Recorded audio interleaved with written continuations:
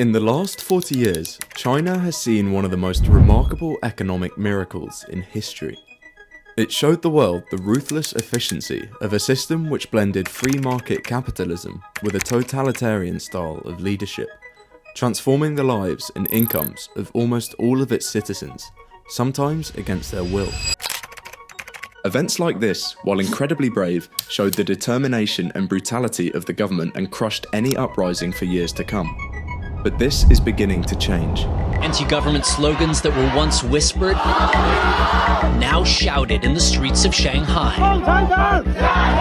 Protesters in China's largest city crying down with the Chinese Communist Party and down with Xi Jinping. Across the country, China's youth are growing frustrated, not just with poor working conditions, but at the general economic insecurity. While it often doesn't get reported, youth unemployment in China is high. So high that they stopped publishing official figures. More than 1 in 5 young people in China simply can't get a job. This is the worst it's ever been, and more than double the same youth unemployment rate in the United States. Attitudes to work began to slowly change in 2019 after Jack Ma, a co-founder of Alibaba, celebrated the blessing of what he called the 996 work week, working from 9 AM to 9 PM 6 days a week. That set off a wave of online griping. Before long, workers began to speak of 007 shifts, 24 hours a day, 7 days a week. The resulting burnout is a key contributor to the elevated and stubborn youth unemployment, as is the general economic downturn and collapse of the property and housing market, which in particular has led to a hiring slowdown, with jobs that might be most suitable to young people continuing to be among the hardest hit. Meanwhile, in the face of grueling hours for low pay, young people in China are opting out, choosing instead to lie flat, remain idle and not work or engage in any economic activities, or become professional children, paid by their parents or grandparents to live with and care for them. At the same time, with higher deaths and fewer births, even with the end of the one-child policy nearly a decade ago, younger Chinese women face further constraints to getting or keeping a job as society and employers are averse to hiring them and instead discourage them from joining the workforce versus staying home to have and raise children.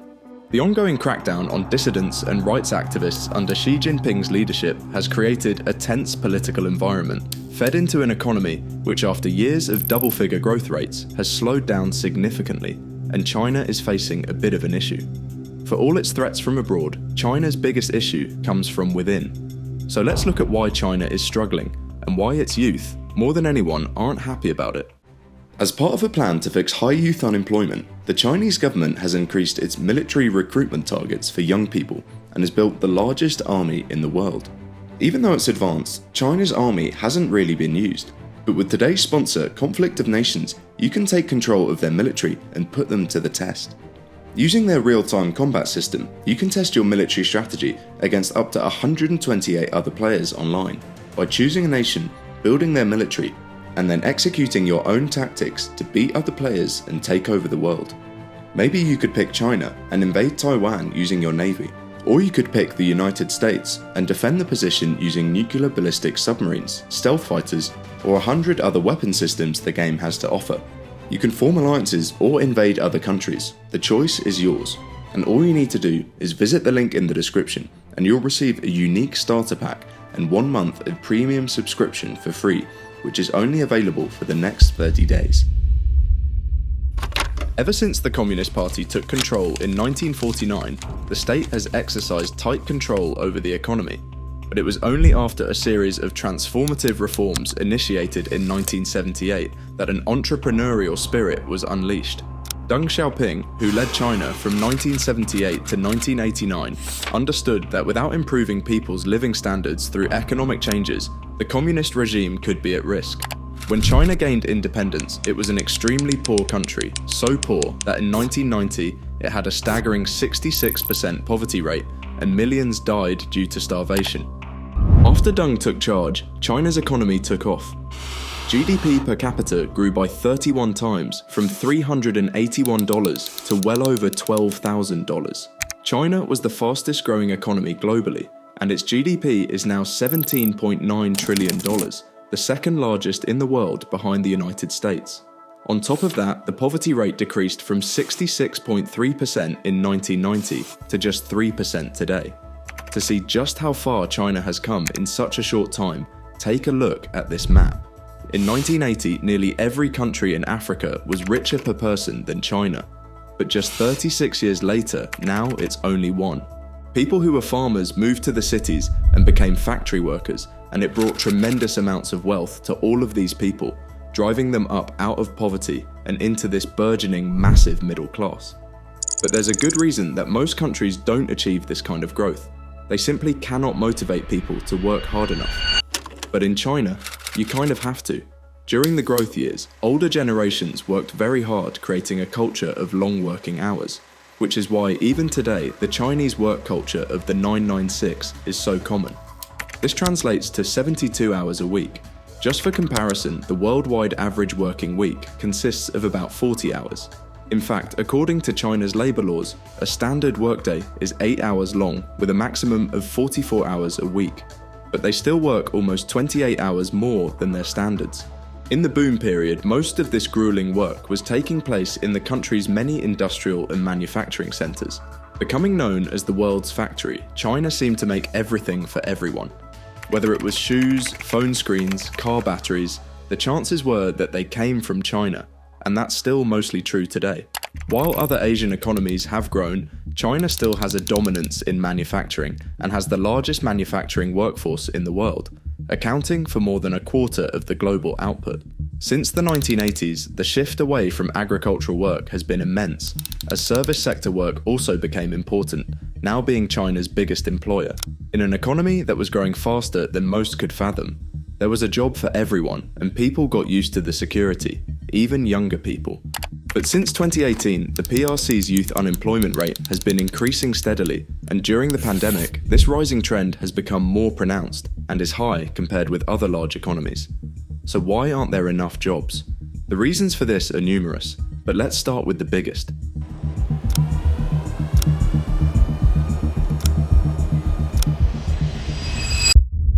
In 2020, COVID brought China's boom period to an abrupt halt. China stuck to a strict COVID-0 policy that made local governments spend massive amounts of money on quarantine and testing, and saw businesses, factories, and entire cities shut down over a handful of infections. This approach seemed more like old-school socialism rather than the free market economics which businesses had got used to, and combined with increasing tensions both with the USA over trade wars and the threat of boots-on-the-ground warfare in Taiwan, flows of foreign money pouring into China have slumped. FDI hit a 30-year low. An economic slowdown is bad for any country, but particularly problematic for China because of the sheer amount of debt, both public and private, which was accumulated during this boom period. When interest rates were cut after the 2008 financial crisis, the Chinese government and companies took this as a sign to load up, borrowing money hand over fist to finance a rapid expansion, encouraging banks to lend more and funding massive infrastructure projects. But over time, China relied on debt to maintain growth when the rest of the world was slowing down, prompting even more borrowing. This spilled over into other sectors, most notably in housing. Local governments, heavily reliant on land sales for revenue, encouraged rapid property development, while developers borrowed extensively to build more homes and commercial properties. However, with declining population growth and a shift away from investment-led growth, demand for new properties began to slow. An oversupply of housing, high debt levels among developers and tighter regulations caused chaos and was followed by a wave of defaults by major real estate companies, creating a crisis in the housing market. Shrinking profits have now forced producers to further increase output and more heavily discount their prices in order to generate cash to service their debts. Now the Chinese economy runs the risk of getting caught in a doom loop of falling prices, factory closures, and ultimately job losses. In the case of bleak domestic demand and low consumption, investment as the key driving force of national economic growth has slowed down as well. From 2008 to 2016, despite the increase in total value of real estate and industrial investment, the growth rate of both slowed by 70 to 80%. It's clear then that the Chinese economy is going through a pretty big wobble, and those who are feeling it more than anyone are young workers. Compared to prime age workers, youth unemployment has been affected more by the economic situation, as China has modernized, it's diversified its economy away from manufacturing, and many of the new jobs which have opened up for young people have been in the tertiary sector, which involves pretty much service jobs, all the way from working in finance to serving coffee. But this is where we have a problem. In 2020, 42.5% of youth aged 16 to 19 and 34.9% of those aged 20 to 24 worked in consumer service industries, which relied on face-to-face interactions. These of course saw heavy layoffs in COVID, as repeated lockdowns and mandatory quarantines meant they had no customers. Along with the growth of service industries in recent years, young people are also increasingly more likely to be working for private enterprises and holding gig jobs, both of which were also disrupted by the pandemic. In some ways, China is also suffering from its previous success. As a country gets richer, families tend to focus more on education, wanting their children to have better opportunities and a better life than them. And in China, this is no different. In the past 10 years, annual college graduates increased from 7 million in 2012 to 10.76 million in 2022. And the competition is set to worsen to such an extent that these same Chinese universities are expected to produce 11.8 million graduates in 2024, so the competition is becoming even more fierce. As young people have spent more time in education, the quality of the labour supply has improved. But this has also created a mismatch between job skills and market demands. There are more college graduates than ever before, but paradoxically, these educated youth often face higher unemployment rates than older workers because their specialised skills and higher career aspirations can make it harder to find suitable jobs. Many young graduates are overqualified for low-skilled jobs and lack the practical experience employers need. This mismatch was made worse by the pandemic, which negatively impacted the quality of education and training, leaving many young people struggling to find work. More recently, a slowing economy has led many tech giants to cut costs. Perks have vanished while pay rises and promotions have been halted. Several companies have made sweeping layoffs, and employees with stock options in some companies have seen their value disappear. All this has eroded the appeal of working for China's most dynamic companies. Nearly half of the country's university graduates now aspire to work at state-owned enterprises, up from 36% in 2020, according to a survey by Zhaopin, a recruitment company. State firms have a reputation for being slow and stuffy, but they are also known as iron rice bowls that offer lifetime employment. Over half of the survey's respondents cited stability as the most important factor when choosing a job. That is something the country's tech giants are struggling to offer. It's not just a lack of jobs which is creating discontent amongst the Chinese youth and general public, but also the general struggle of daily life, in particular the affordability of essentials like housing. It may seem paradoxical that housing is unaffordable for many, given that we also just mentioned that China was building way too many houses. This is because there is a significant mismatch between where people actually want to live and where houses are being built. You may have seen images like this, or this, which showcase some of China's empty cities. Entire areas which have been made from scratch, yet practically no one lives there. These tend to be in smaller, newer cities or in rural areas, whilst property in the major economic hubs like Beijing or Shanghai is still expensive. This is fueling the crisis as there is a significant mismatch between where people actually want to live and where houses are being built. As China's economy grew, more and more people moved from the country to the city, placing strain on the housing market in these cities. But instead of building more around these hubs, much more focus was placed on places where there simply wasn't enough demand. This was made worse by local governments, who, as we said, needed the revenue from selling the land, which only fueled unnecessary building. All of this means that people still only really want to live in the major cities, which gives us graphs like this. The price-to-income ratio in China's megacities is astounding. People would need around 45 times the average yearly salary to buy a home in Beijing and around 30 times in Shanghai. Not only are these eye-wateringly high, but they're around 3 times more than in cities like London, which are already very expensive. The government knows this and has tried to take measures to prevent it, but previous affordable housing programs have been plagued by corruption and misallocation, failing to adequately address the needs of low and middle-income residents. With brutal work conditions, scarce employment and expensive housing, the life of a Chinese youth doesn't look great. Dissatisfaction with life is also abysmal for a fundamental aspect of the economy, especially in China. People aren't having enough children. In the space of 50 years, China has gone from every woman having 6 children on average to now that figure being just 1.16, with much of this stemming from the attitudes towards families which were built under the one-child policy.